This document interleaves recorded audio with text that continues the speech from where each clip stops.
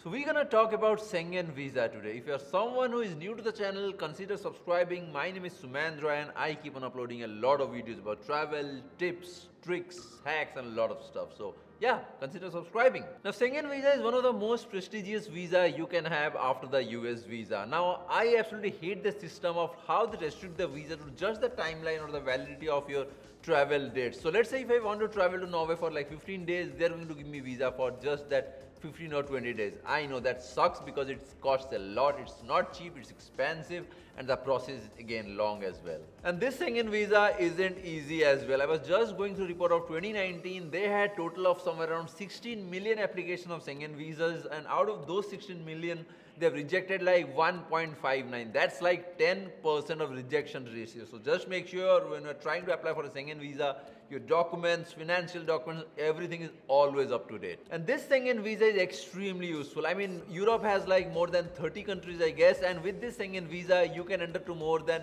25 countries just with this single visa without even needing to apply for any of those specific countries' visa. How cool is that? And now talking about the changes to the Schengen visa from February 2, 2020, they have actually introduced a lot of new things from February 2, 2020. Now let's first discuss about the bad things, then the good things. The bad thing is the prices have gone up. So earlier we used to pay like 60 euros for adults and now it's like 80 euros. So where you were spending like 6,500 rupees for a Schengen visa, now you have to shell out more than 10,000 I guess. For kids or children it was like 35 euros, but now it's 40 euros. So like 3,000 or 5,000 for the kids. For adults it's somewhere around 10,000 from February to 2020. So that is the only bad thing. And the good thing is now the process is completely electronic. You don't have to manually fill any of those Schengen visa form for any of the countries. You just have to fill that form completely online. And the second thing is you can actually get longer visa as well. Third is earlier the Schengen visa you can only apply for, like if you have travel date is like March, you can only apply it from December or January. You cannot apply it before 3 months of your travel dates. But now from February 2, 2020, you can actually apply for the Schengen visa even before 6 months of your travel date. So that is a good thing again. Now the best thing is frequent travelers like me who has a good visa history, travel history, they can actually get longer validity Schengen visa, and this is exactly what I needed. My US visa has a validity of 10 years and that makes the process a whole lot easier. I mean, I can just go ahead and plan the road trip right now and pretty much leave for US tomorrow early in the morning flight as well. That makes the process a whole lot easier. But for Europe or Schengen, I mean, I have to apply for that thing 3 months ahead of time, plan the road trip, wait for 3 or 4 months and then leave. That makes, I mean, that sucks, I know.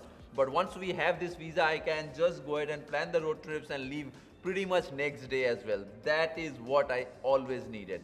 We are just going to wait for, I mean, I just hope my next Schengen visa application is going to get at least 1 year or 5 years, and then we are going to have that road trip game strong, baby. Now my 5 tips about how you can get the longer validity Schengen visa. First, in the cover letter mention the exact reason why you need the longer validity Schengen visa. Second, you need to have a US visa with more than 2 or 3 stamps, or a EU visa in the past with more than 4 or 5 stamps.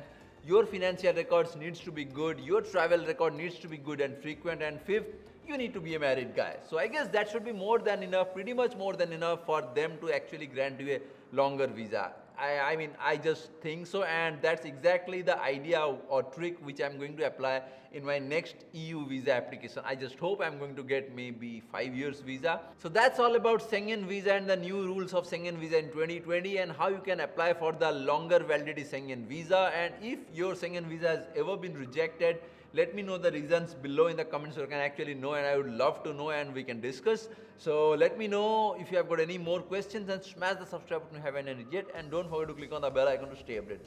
I will see you guys in my next video.